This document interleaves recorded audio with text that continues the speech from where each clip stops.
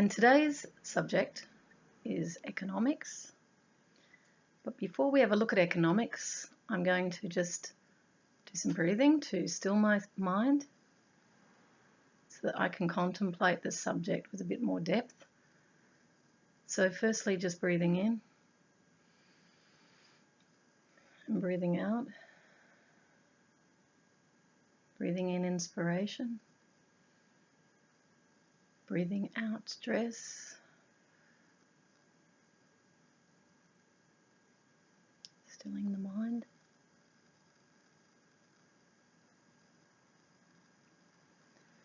Just being with the now moment. No future, no past, just what is. I remember doing a 10-day silent retreat. Most people who know me, I'm a talker, thought that might be impossible for me to be silent, but it actually wasn't hard at all. I've actually chosen to have a life on my own anyway, so I actually see my home as my ashram. And the reason I've been thinking about this lately, the reason why I've chosen to be alone, and it's been over 15 years now, is that I want to be able to get clarity around who I am. I want to sort of step away from the noise and to look at myself, with the various layers of conditioning that I've been subject to from childhood. And of course, those layers of conditioning are for all people: your culture, your education, your parents, your schooling. All these things shape our minds, they shape our worldview to the point that it's very difficult when you've been living in these rhythms for so long, hundreds, really, 300,000 years. It's been certain modes of thinking. Certainly the Industrial Revolution onwards has been the industrial type thinking. But we think our thoughts are our own, and in reality they're not. They've been given to us by others who have thought them, and we call that education or socialisation. So I'm kind of asking you really just to pause for a moment and just open your mind to the possibility that there are things that you do not know, the knowing of which would change everything. When you've grown up, like I have, I've grown up here in Australia, where material needs have been met, even though I came from a working class family. We certainly weren't hungry, but my parents worked a lot. And I grew up really in a very clean city. It's a new city. Australia's quite a new country, so Canberra is where I'm originally from, the capital. Things were fairly simple and straightforward. The family was, at that time, the father went out to work, the mother raised the children in those days. Despite what others might think in other cultures, we actually had, certainly in my mother's generation and my grandparents' generation, bigger families. There was a much greater sense of community. People weren't so materialistic. Certainly there wasn't the expectation that people should work. And even when I was growing up, my parents didn't consider career for me. My mother was a typist and my father was a printer, so we would have been classified as working class, blue-collar workers from my market analyst days. But nonetheless, my parents' thinking was governed by the times they grew up in, and of course the advent of television was a very powerful influencer of thoughts that I would say many people are taking on board as true, when really it's just television coming from certain segments of society in certain countries. Predominantly the United States would be a very major producer of programming. And programming is a good word because that's what's happened largely. So that sort of brings me to the subject of economics. Now, I actually studied marketing and economics at what you would call high school and college. And because I was good at it, I ended up going on to do a degree in economics at a university here in Australia. And at the time I was very interested in macroeconomics. I was interested in the politics, but on the global level was what interested me. I studied supply and demand curves, which were constructed as a means of optimizing through demand how much was supplied. So price was set on the basis of demand and supply intersecting, based on literally what people were wanting and what was available. There were principles in economics where, it was considered those countries that could supply certain resources more efficiently should be the ones to supply it. It was the law of comparative advantage, I believe. It's been a while since I've done economics, so I'm going back. But, pricing was pretty much designed on trying to optimize resources rather than just waste them, prior to the economic system, based on, really Adam Smith's invisible hand, which is demand and supply. That came in because prior to that, I believe the mercantilists, who were traders, were basically setting price the way they wanted it. And I'm imagining in that time there was power through control and conquest.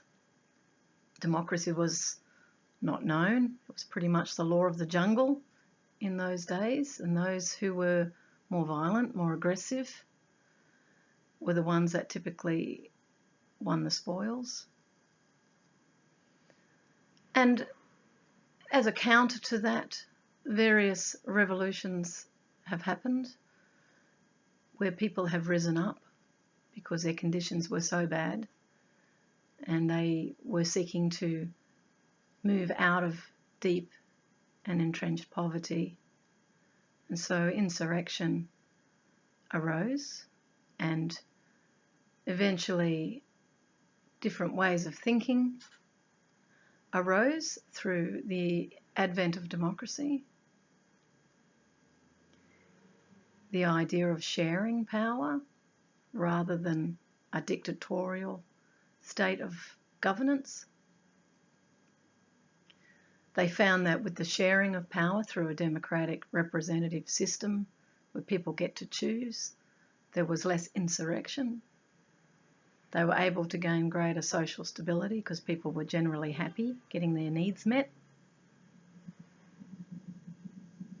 And liberties were considered the most important fruits of a democratic type of system. The right to liberty, the right to freedom.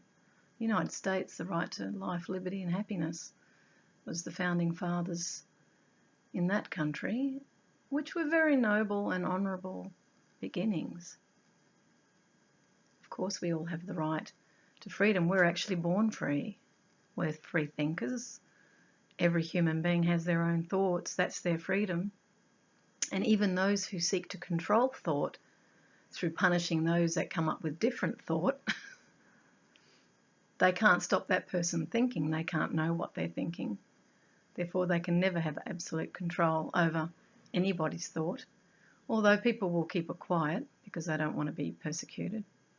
They've seen what happens to those who speak up. And yet it'll never be stopped. And in fact, the more oppression that occurs, you will see the cracks appear. People will speak up because they've been hurt in some way. Maybe a family member's been killed, or they're seeing that this is really an affront to who they are. And that's how individuals rise. They think that they must rise up in order to change things because the situation's intolerable or unbearable. The idea of economics, really when it arose out of the agrarian age, out of the trading, process, economics really was to distribute resources around the world more equitably. However, as we've come to see, there are growing distortions in the economic system, and some of the key weaknesses would be the encouragement of greed. I think of Gordon Gekko here. Greed is good. Stock market, make as much money as you can. And I understand where that's come from, this sort of sense of abundance. And that's why the system was so successful, I think, was deep down we all like that feeling of abundance, that we can go to a shop and buy what we want and feel security through access to resources. And those who have lived in very, very poor countries and are living there today would know the insecurity of not having enough. But at the same time, I've also seen there's great ingenuity in the poorest of people, and they're incredibly resilient and incredibly capable of creating something out of nothing. I certainly don't see them as inferior. I see them as different, and I see them as having a much more profound sense of community that in the West we don't have. In fact, the sense of community on the basis of a material life is really declining because people are valuing things over people. They are valuing success as having money and possessions and nice homes and nice cars and being seen to be, and mixing with the right people is seen to be success. And so those who are perceived as not successful, who are not, reflecting those sorts of attributes, are seen as less in some way. And of course, none of that is true. Everybody is equal in truth, and we're here to have different and diverse life experiences. And from the harshest situations, the most amazing triumphs can arise. I mean, I see success as finding happiness in life. Personally, I see gross national happiness as probably the greatest success. If you can be happy in your life, not as a fabricated joy where you've got this thing and that thing and then you've got the next thing and the next thing after that and you feel happy. I mean to be able to sit alone in a room and feel joy in life, or even just go for a walk and feel incredible joy rising up within you. Making peace with who you are is actually the highest success. But most of us are busy chasing after things. I remember a friend from Afghanistan telling me when he saw people jogging, he goes, "Look, they're running after their health." And I thought, I never thought of that. And yeah, he's right. They're trying to be healthy, so they're running like mad. But in truth, they're actually stressed out from their jobs, and they're trying to release the stress. And many of them end up with knee injuries and all sorts because they really don't know how to face this incessant demand on their life to work harder and harder and harder. And whilst they might be on salaries, their hourly rate is falling and falling as they work longer and longer. And interestingly enough, with the technological revolution, the IT revolution, I remember writing a paper when I was studying economics on the leisure society. Apparently life was to get easier as we had more technology, labour-saving devices, which is what all this is about. We were supposed to have more time to relax. But what we've seen globally happen is because there's very poor countries in the world, they can compete on price because labour is cheap.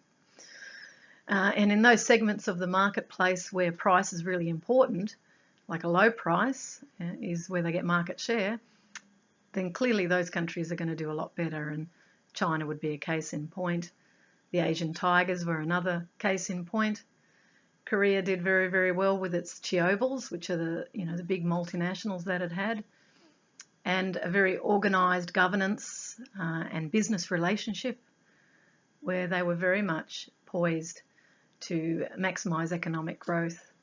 And of course, Japan, under the Marshall Plan after the war, Second World War, were given assistance to rebuild after they were bombed by these nuclear bombs, Hiroshima and Nagasaki, which is very, very tragic what happened, and started the nuclear age in a sense when those weapons were detonated on civilians. Japan had to rebuild after the Second World War when it surrendered. And of course, unconditional surrender for them was not possible because they couldn't give up Hirohito. However, as it turned out after the war, Hirohito they didn't need to give up Hirohito.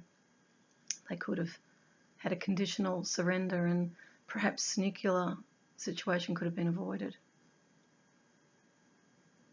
But we often get blinded by control and fear. And of course, you know, the great carnage of the Second World War was 80 million people were killed. But out of that, you know, industrialization increased, particularly in the United States and, of course, in Japan, where they were being rebuilt.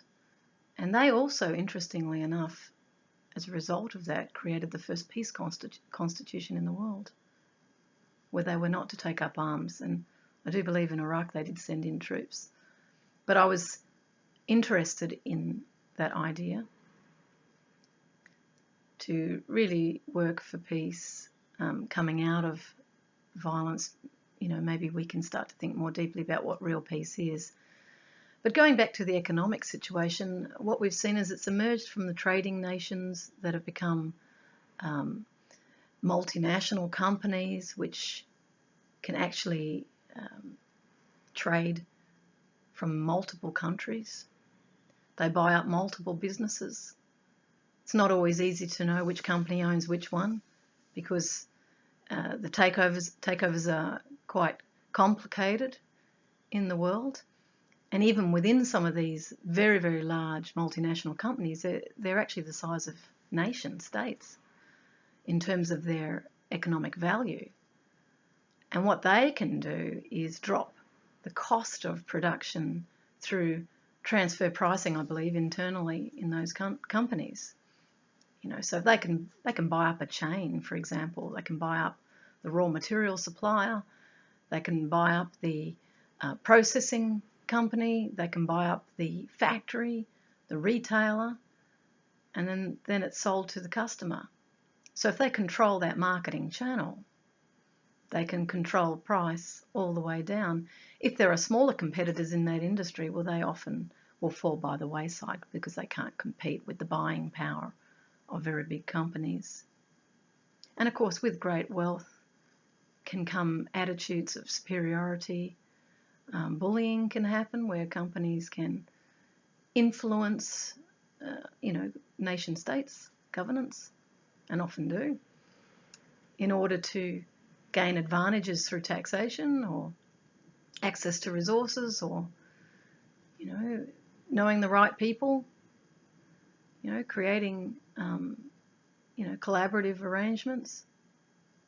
And that seems to be the way of business. I kind of wanted to discuss a little bit about greed because what we're facing here right now is a situation where the environment is being denuded, diluted, destroyed, damaged, polluted, eroded, you name it. Environmentally, I think it was Al Gore that said that the atmosphere was some sort of dumping ground for pollutants and chemicals.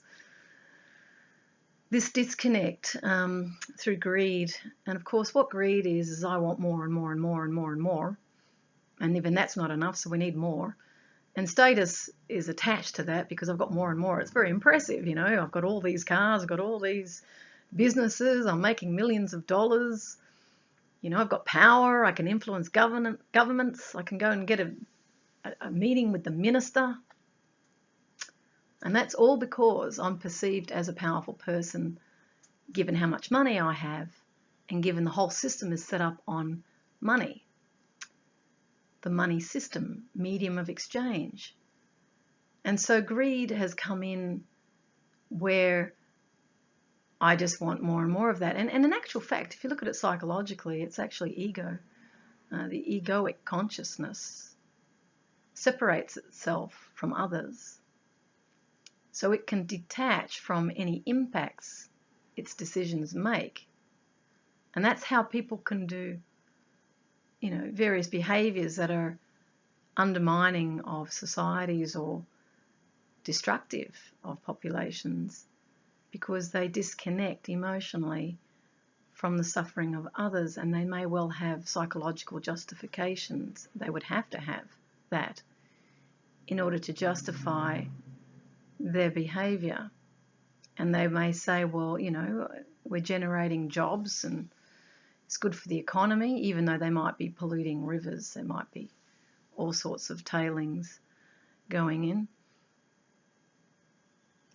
So the sort of juggernaut, this mindset of more and removing any sort of strategic obstacles, because it becomes like a bit of a game. And they do see game, they use game theory and certainly strategic marketing. They also use military terminology, you know, flank attacks. I studied strategic marketing. I was amazed by that. You know, they saw the competitor as the enemy. So then we, instead of fighting them with bombs, you know, it becomes undermining the competitor through pricing or getting their secrets through spying. So what's changing here? And, you know, are we really seeing ourselves, you know, through this behaviour? Has this behaviour really changed? So in the conquest through violence, you know, we call it peacetime, and we do it through economics. I mean, quite a lot of people jump out the window, you know, when the Wall Street crashes, because they really believe their identity is attached to money, to wealth. And if they lose all of that, they believe they've lost everything, which I think is really tragic, that people think that who they are is what they have.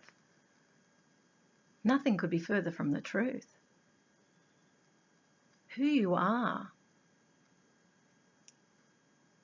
is actually love in form, meaning who you really are is a living, breathing, loving, interacting human being, going through all these emotional states as you travel through life. And you really are here to have a journey. I mean, we're all here to have an experience and to learn something. So, you know, if I look at a corporate, I don't look at them with disdain. I see that someone is having an experience as a corporate executive, and this is their universe. And for them, these things are very important. They've invested a lot of their time and education and energy and identity in what they do. And so if you were to pull them aside and say, well, I'm going to take all this away from you and you need to reinvent yourself. And this, of course, happens when people have disasters in their life, where they lose everything. They find themselves totally shattered, and many have nervous breakdowns. And some may suicide because they just can't cope with the thought of not knowing who they are anymore. So people kind of cleave to this sense of identity, like, you know, wearing clothing. They feel naked without it. And they feel completely vulnerable when what they're used to, what the comforts that they've had have been removed. And yet if they were to adopt a mindset of I'm not in control of life, which is actually the truth, despite how it looks, we think we're in control because there's a rhythm to it and same things keep turning up each day. But in actual fact, we're on a planet, you know, orbiting a sun in a universe, and anything can happen. We're not in control. We can't predict from one moment to the next what's going to happen, although we put systems in place where there appears to be a rhythm of routine, and that appears to be secure and ordered. But as I was saying earlier, we're in a situation today where the environment is collapsing. Now, some people, which I find really interesting, they're the most interesting ones, who say, no, it's not happening, it's not happening. And look, my mind's open, and who am I to say I'm right? I might be wrong, very possibly. I just know that when I was up in the Himalayas a few years ago, the ice is melting up there, and I know that tribal people who've been there for a long time are moving. Apparently the ice is melting at different times, and they're experiencing drought, which is unheard of in the Himalayas. It's, you know, it's snow covered. You know, there's a lot of water. That water actually supplies the whole of Asia. You know, you think of the subcontinent there, India and Pakistan, and, you know, the nearly, what is it, over 1 billion people, a lot of people living in that part of the world. Now, if water becomes a problem because of climate change, well, then we're going to have some interesting situations arise. And of course, people are talking on the other side that, there'll be wars over water. But my hope is that we might evolve a little bit and start to understand that we're all one on this planet. We are all one on this planet, and what we do to others, we do to ourselves. And it's not about competing to survive. It should be about cooperating to live in ways where everybody benefits. I mean, at the moment, we're in a mentality of competition, which has been deeply embedded in our psyche. You might remember me talking about socialization and education, where we think in certain ways. Competition would be one of those things that's been deeply embedded, particularly in the industrial age. Oh, even prior to that, actually, with conquest. Men particularly competing to feel some sense of success, some sense of I'm beating the other, I'm somehow better. And again, that connects to ego, as does greed. But we have to change our thinking in the world that we're in today, and the economic system alone is not going to offer up, if you like, the answers on how to deal with sustainability, how to deal with environmental impacts, how to clean up a planet that's being increasingly destroyed through more and more countries coming online in respect of capitalism. And I know when I travelled the world, I went to third world countries and I could see the various parts of those cities and areas where people were bringing in a lot of credit in order to emulate the West in terms of the department stores that they created without guards outside so the poor people couldn't get in, which I thought was a bit sad in their own country that they're discriminated against on the basis of their deep poverty rather than sharing it. There's sort of these little enclaves, islands of success that only the wealthy and well-to-do, and if you're white like me, I was able to walk in there, and I'm actually would be considered poor in my own country, so I found it interesting. But that's what we do. We get frightened and we compete, and there are winners and there are losers in that mindset. I am right, you are wrong in that mindset. But in order to deal with the changing landscape, literally, in the world today, with the environmental situation arising as a challenge to capitalism and any form of production which extracts from the earth way more than it replaces. And this is extraction without replacement. When we're building in obsolescence into products, in other words, we're building them in such a way that they break down in shorter periods of time, which means we have to buy more things, and that comes from greed. The producer of that item wants that product to last maybe 1 or 2 years, and then it breaks down, so the person has to buy another one. And so more and more things get piled up in those rubbish dumps, and this is not living in harmony with the world, with the planet. The planet's a living, breathing entity. It's actually alive. They called it Gaia for a reason. It's actually a living, interrelated, interconnected system with its own consciousness. We're slowly starting to realise that we're living in the most extraordinary Eden, and that there is purpose, great purpose in the wildlife, in the flora, in the various herbs that could have solved a lot of our medical issues. We seem to be going for the chemicals rather than what's naturally occurring in nature that's been known by Indigenous people for thousands of years.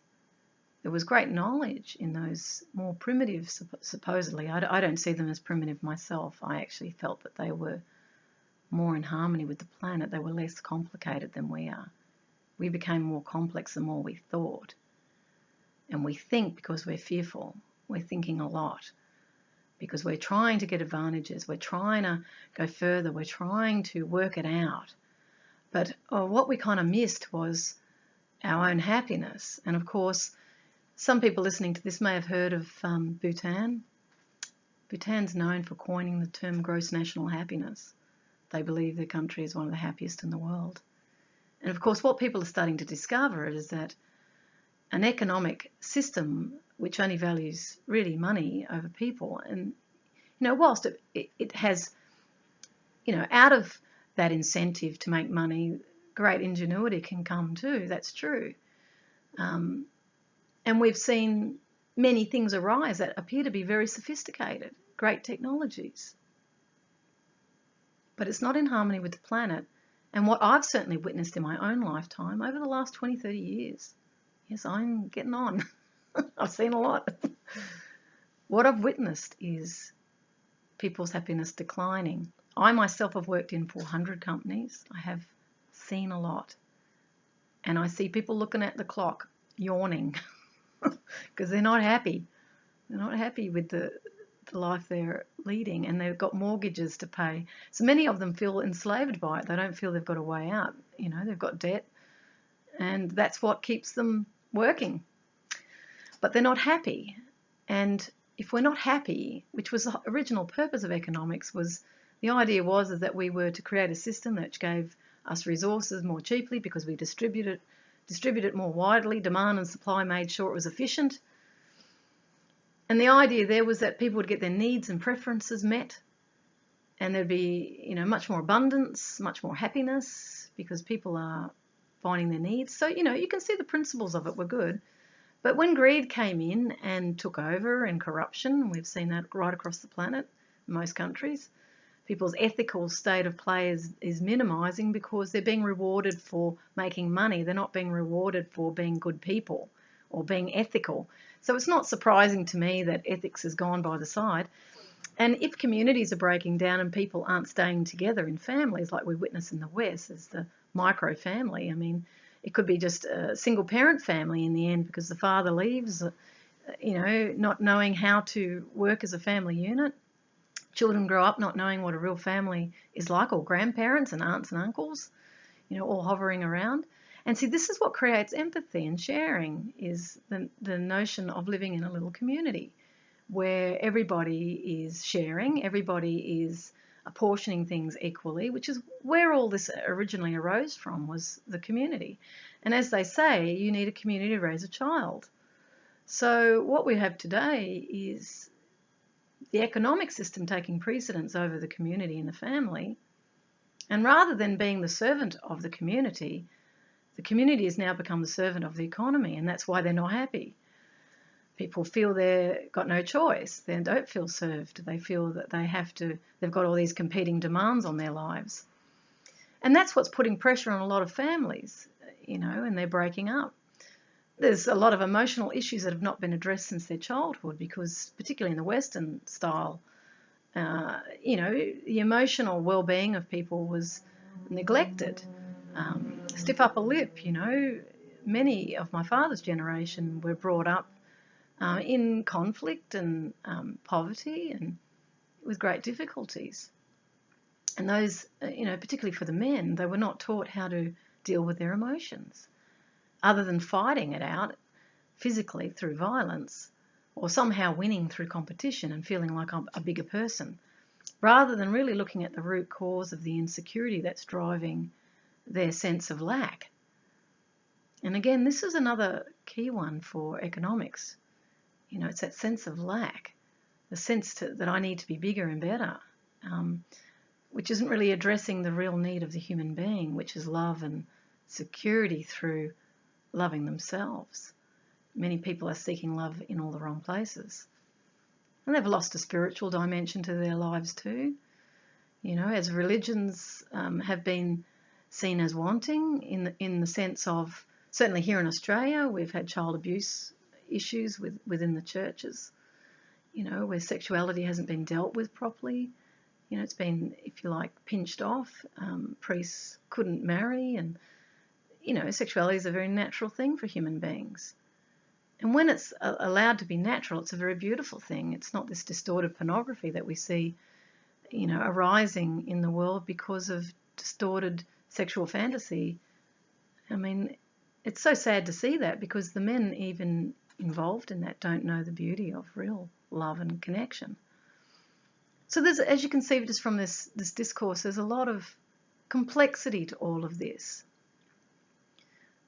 There's a lot of reaction to the environments in which we find ourselves rather than proactive responses and deeper reflection philosophically and spiritually on the world that we've created. And that world is most definitely a reflection of our inner world, where we haven't really dealt with why we feel empty, why we're reaching out for materialism, why we need to be successful to be liked. Why can't we be loved unconditionally for who we are as part of a great diversity, with a deep understanding that every person is on the right path, and that a poor person is not less than a rich person. They're having a different experience. And I certainly know from my own experience, having travelled to 20 countries in the world, maybe more now, 25 I think, what I've seen is enormous wisdom in all people. And I luckily have that attitude of I see everyone as equal anyway. I don't think I'm a Westerner and that I'm better. I'm actually very interested in their lives, and I really love to see the beauty of people smiling. That's, for me, a wealth. If I see happiness, in a moment, or, chatting with someone on the street, or when I worked as a clown, clowning on the street with, incredible people everywhere, I have to say that I just saw incredible beauty everywhere. And I see that as the real wealth. I actually call it the fool's gold. When I see values reflected in respect, empathy, responsibility, honesty, that sense of oneness, that we're all family, a feeling of peace, and great generosity. I've seen the most generosity in third world countries, where they let you stay and they give you a home.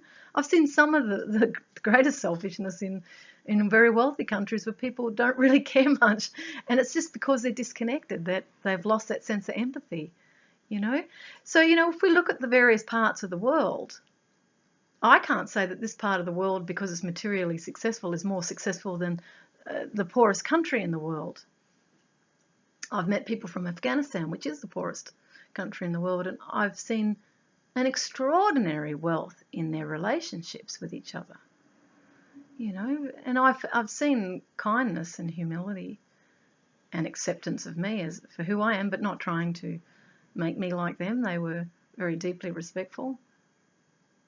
But I actually, through their eyes, saw the emptiness in my own world, which was fascinating. So you don't know unless you experience the contrast. So I guess at the end of the day, for everyone listening to this, experience as much as you can and learn as much as you can and keep an open mind. If we want to change the future, ultimately it will boil down to us reconnecting with internal values, such as universal values, which is I am one with the planet, which is what I do to another, I do to myself. Everything's a reflection of me. So if I don't like something that I'm seeing outside of myself, I look at me, not the other. Or I might, rather than judge them, make a higher decision to not engage in that, and I will choose this. Creativity is a wonderful way of responding to things that you might find are quite negative, filled with discord, rather than fighting people. In fact, we can have a world without war, for sure. We can have a world without conflict, actually. And that world is, believe it or not, on the horizon. It's coming as people start to realise that all conflict begins from within us, and all senses of separation come from ego.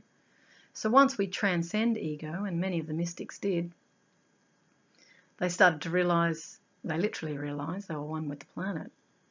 When you become one with the planet, it's literally like the archetypal fool that steps out full of trust, knowing that life supports it.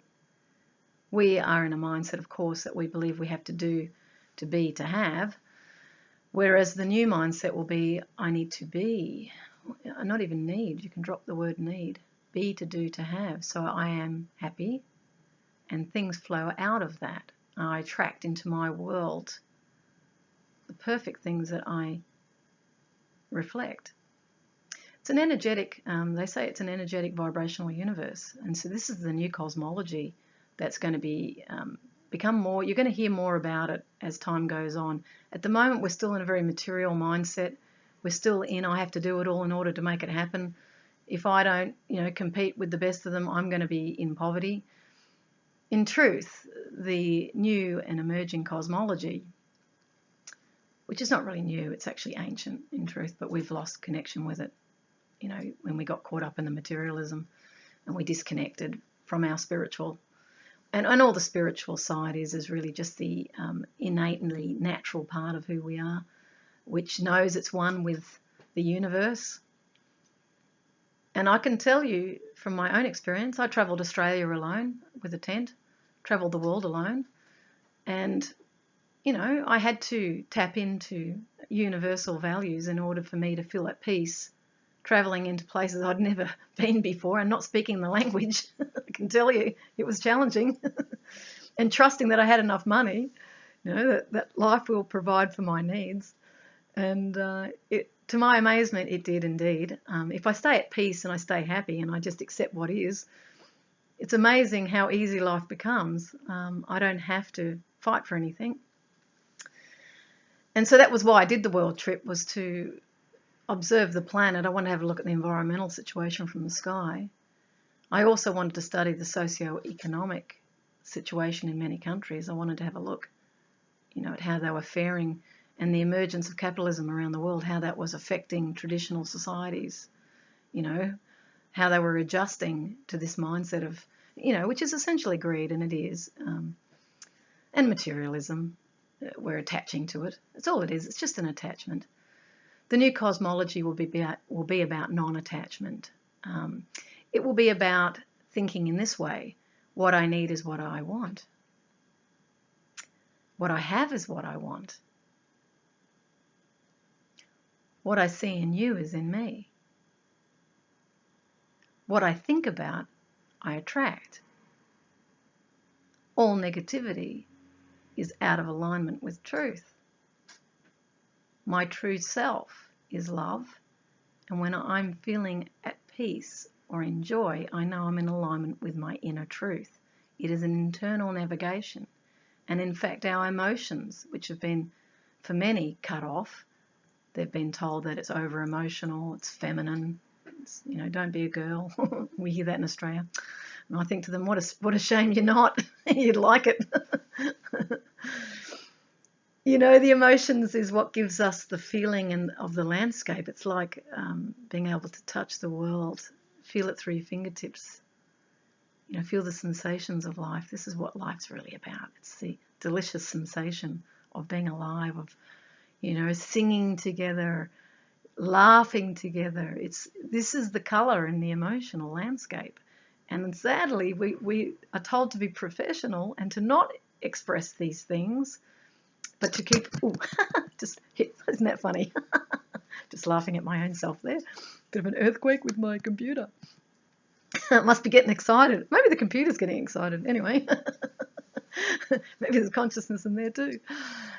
So, you know, the emotions are really, really important. And when the gorgeous, beautiful men in the world start to connect with their feelings and not see it as a weakness, because God, it's not a weakness.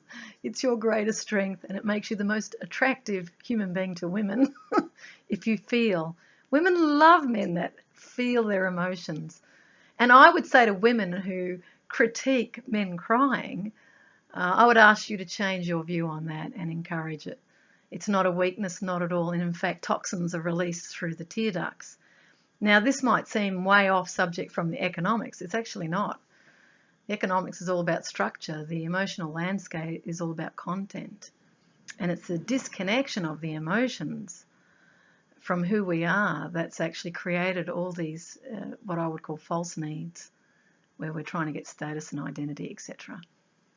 When you start to reconnect with your true emotional state of being, joy will arise and you won't need the things you think you need.